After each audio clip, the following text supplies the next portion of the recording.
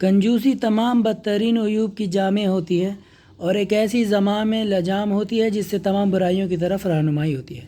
بخل ننگ و عار اور بزدلی عیب ہے، اور فقر و تنگ دستی ہوشیار آدمی کو بھی اپنی دلیل بیان کرتے وقت گونگا بنا دیتی ہے۔ تنگ دست یوں بھی اپنے ہی شہر میں اجنبی ہوتا ہے۔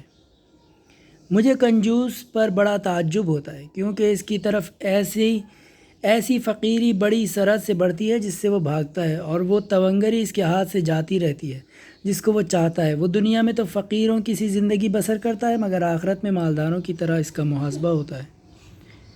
اے بیٹا، کنجوس کی دوستی سے بچو، کیونکہ وہ تمہاری شدید حاجت کے وقت تم سے الگ ہو کر بیٹھ جائے گا۔ عورتوں کی کچھ اچھی خصلتیں مردوں کے لیے بدترین صفات ہوتی ہیں، جیسے بزدلی، تکبر اور بخل، کیونکہ اگر عورت گھمنڈی ہوگی تو کسی غیر کے قابو میں نہیں آئے گی، اور اگر بخیل ہوگی تو اپنے اور اپنے شوہر کی دولت کی حفاظت کرے گی، اور اگر بزدل ہوگی تو ہر اس چیز سے دور بھاگے گی جس سے اسے اور اس کی آبرو کو نقصان پہنچنے کا اندیشہ ہو۔ بلا شبہ بخل، بزدلی اور حرص مختلف غرائز ہیں جہیں سوزن یکجا کر دیتا ہے۔ بہت زیادہ بیماریاں بخل کی علامت ہوتی ہیں۔ صحیح جگہ پر انفاق کرو اور دوسروں کے لیے خزانچی نہ بنو، یعنی کنجوس اپنا مال وارثوں کے لیے جمع کرتا ہے۔ کنجوسی ملامت آور ہوتی ہے۔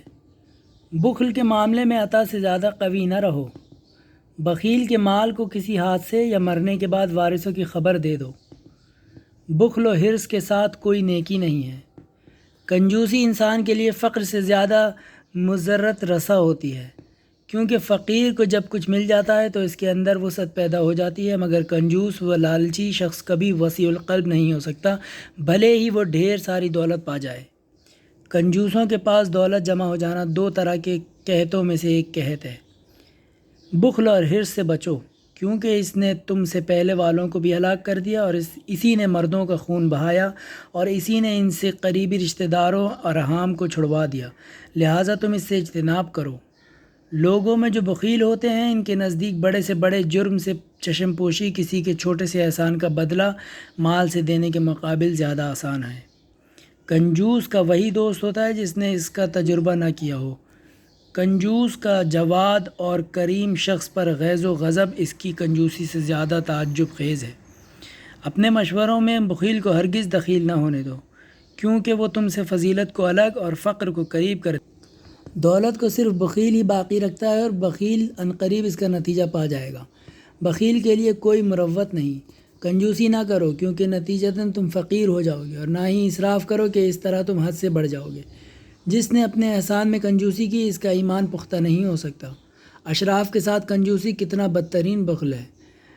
دولت کی بھرمار کے باوجود کنجوسی کتنی بری ہوتی ہے۔ اپنے پاس موجود اشیاء کے معاملے میں جس نے کسی محتاج کے ساتھ کنجوسی کی اس پر خدا غضبناک ہوتا ہے۔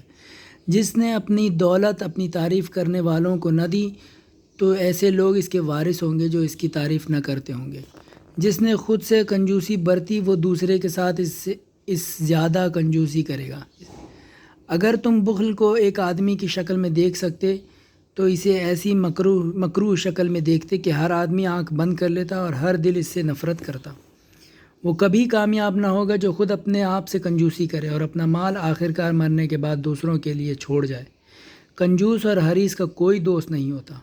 بہت زیادہ کنجوسی سب و شتم کی باعث ہوتی ہے۔ آسائش کے زوال کا سبب محتاج کو کچھ نہ دینا ہے۔ موجود اشیاء میں کنجوسی کرنا معبود سے سوزن ہے۔ کنجوس اپنی دولت دنیا میں اپنے لیے بھی ذرا سی چیزوں کے لیے کنجوسی کرتا ہے، مگر اپنے وارثوں کے لیے سب کچھ چھوڑ جاتا ہے۔ بخل کی کثرت مردانگی اور اخوت کو تباہ کر دیتی ہے۔ دو خصلتیں کبھی مومن میں جمع نہیں ہو سکتی، بد اخلاقی اور بخل۔ بخل و نفاق سے اجتناب کرو، کیونکہ یہ مذموم ترین عادتوں میں سے ہے۔ میانہ روی کی آفت بخل ہے، تونگری کی آفت بخل ہے۔ بدترین بخل مستحق کو دولت نہ دینا ہے۔ مخلوقات میں اللہ تعالیٰ سے سب سے زیادہ دور مالدار کنجوس ہوتا ہے۔ اموال میں سے جو کچھ خمس، زکوٰۃ وغیرہ نکالنا اللہ تعالیٰ نے واجب کیا ہے، ان میں کنجوسی کرنا بدترین بخل ہے۔ کنجوس دنیا میں مذموم اور آخرت میں لائق عذاب و ملامت ہوتا ہے۔